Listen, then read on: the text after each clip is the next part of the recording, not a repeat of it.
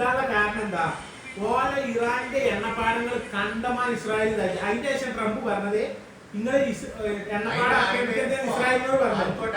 സൗദിന്റെ എണ്ണപ്പാടം തകർത്തവരെ എങ്ങനെ ഈക്വൽ ആകുന്ന സൗദിന്റെ മെയിൻ എന്താണ്? സൗദിയാണ് പോലെ സപ്പോർട്ട് ചെയ്യുന്ന നിൽക്കുന്ന ആൾക്കാരെ സൗദി ഖത്തർ പറയട്ടെ, ഞങ്ങളെ ബേസിൽ നിന്നാണ് അടിക്കാൻ പറ്റൂല ഇറാനെ പറയട്ടെ. ഞങ്ങളെ ആകാശത്തുനിന്നും അടിക്കാൻ അയക്കൂല, ഞങ്ങളെ ഭൂമിയിൽ നിന്നും അടിക്കാൻ അയക്കൂല. പിന്നെ ഒരു സൗദികളിൽ എങ്ങനെ ബേസിക് അല്ല കിടണ്ടേ? ഇത് ഓരോ എണ്ണപ്പാടം ബേസിക്കാ തൂവല്ലിട്ട് ബേസിക്കാ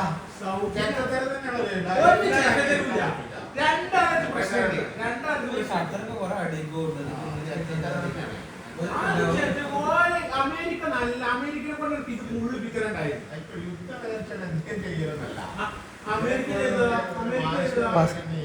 അവിടുത്തെ വലിയ ഇങ്ങനത്തെ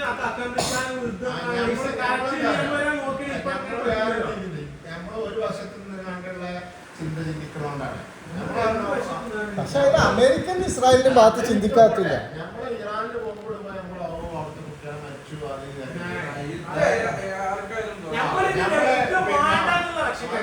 പിന്നെ ഇസ്രായേലിൽ ഇടുമ്പോ നമ്മൾ ശരിയായി. കാരണം ഇതിപ്പോ വെറുതെ ഒരു നല്ല നിലയിൽ പോകുന്ന എല്ലാ രാജ്യവും ഉഷാറ് പോകുന്ന ബന്ധുനാൾ വെറുതെ പോയിട്ടേ ആരാ അതന്നെ ഓക്കെ.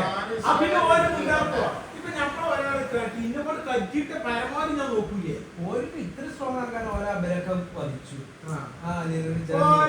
രാജാവിനെ കൊന്നു പിന്നെ ഓർക്ക് നോക്കാം. അപ്പൊ ഓരെന്താ വെച്ചാ ഓർക്ക് മാക്സിമം മാനസിക പരിഗണന പറയാനില്ലാന്നാ ഞാൻ പറയും. കാരണം ഒരു ഖത്തറിന്റെ ബേസ് അല്ല, ഖത്തറിൽ അമേരിക്കൻ ബേസ് അല്ല തെളിയിക്കുന്നത്. സിവിലിയൻസ് ഉള്ള സ്ഥലങ്ങളോ ഓരോ സാമ്പത്തിക സ്രോതസ്സൊക്കെ അവരടിക്കാൻ അമേരിക്കക്ക് ഏതൊരു എത്താനുള്ള വിഷയം വരത്തില്ല.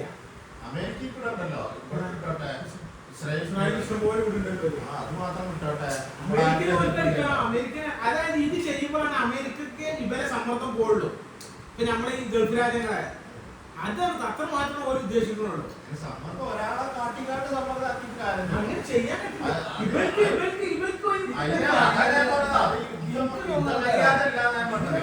മര്യാദ ഇല്ലാത്തവർക്ക് മര്യാദ ഇല്ലാതെ തന്നെ വിളിക്കണ്ടേ?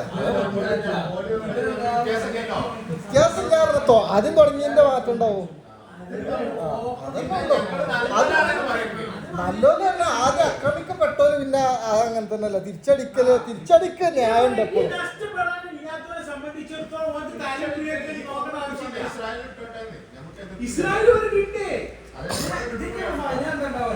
ഈ സൗദിയിലൊക്കെ അമേരിക്ക ഫുൾ ഓപ്പൺ ആക്കി കൊടുക്കും. ഇതിപ്പോ ഒരു 2 മാസം കൂടി യുദ്ധം നേടാന്ന് വെച്ചാൽ തിരുത്തി പറയും.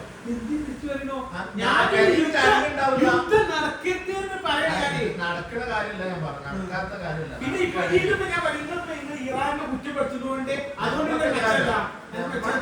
നമ്മളെ ജോലിനും നമ്മളെ പൈസനും നമ്മളെ സ്വൈര്യ ജീവിതത്തിനും ബാധിക്കുമ്പോഴാണ് വേറൊരാളെ മിറ്റത്ത് തുപ്പുമ്പോ രസം തന്നെയാണ്. നമ്മളൊരു രസവും നമുക്ക് ഇതുകൊണ്ട് നഷ്ടം. ഇപ്പത്തെ എത്ര സാധനം വില കൂടി എല്ലാ സാധനവും കൂടും. നാട്ടിലിപ്പോ കറണ്ട് ഇല്ലാതാവും പോണേ. എന്താ അറിയോ, ഖത്തറിന്റെ LNG ഉപയോഗിച്ചോണ്ട് അത് ഫാന്റെ വയറിനുള്ളിൽ യുദ്ധം നിൽക്കണം ചർച്ച ചെയ്ത് കാട്ടി. അല്ലാതെ ഇറാന്റെ പേടി മേടിച്ചോ പെരുന്നാക്ക് കിട്ടുമോ പെരുന്നാൾ കിട്ടുമല്ല പേടികളൊക്കെയാണ്. ദുബായ് ഒക്കെ പറഞ്ഞത് ഈദ്ഗാഹ് ഒഴിവാക്കാനല്ല. അപ്പൊ ദുബായിക്കൊക്കെ മനസ്സിലായി ഇതിപ്പോ കരടില്ലാത്ത കളി കളിക്കും. ഇവർക്ക് മാനസിക പരിഗണനയൊന്നുമില്ല. ഈദ്ഗാഹാണ് മുസ്ലിങ്ങളാണെന്നൊന്നും ഒരു നോക്കൂല. അവര് കൊടുത്തിട്ടു ഒരു ക്ഷീണങ്ങളായിട്ട് അയാള് മരിച്ചോട് കൂടി അയാളെ കൺട്രോൾ ഇല്ലാതെ കൺട്രോൾ ഇല്ല. അപ്പൊ എന്താ അറിയോ, പ്രധാനമന്ത്രിക്ക് പറഞ്ഞത് പോലെ മറ്റൊരു കോർഡിനേഷൻ ഇല്ലല്ലോ.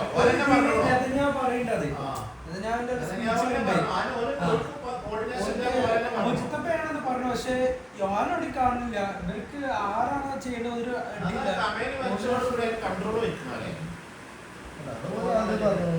പറഞ്ഞോ ഞങ്ങള് നോക്കൂല തലം തീരെ നോക്കൂല നല്ല അടിച്ചു പോലെ അന്നേ പറഞ്ഞോ. എത്ര കൊല്ലം മോലൊപ്പം നിൽക്കാൻ പറ്റില്ല എന്നാണ് പറഞ്ഞത്. ഇതെന്താ വിഷയം എന്ന് വെച്ചാല് കൊറേ കൊണ്ടും മറ്റേ വരുത്തുള്ള സീനാണ് ആദ്യം കൊറേ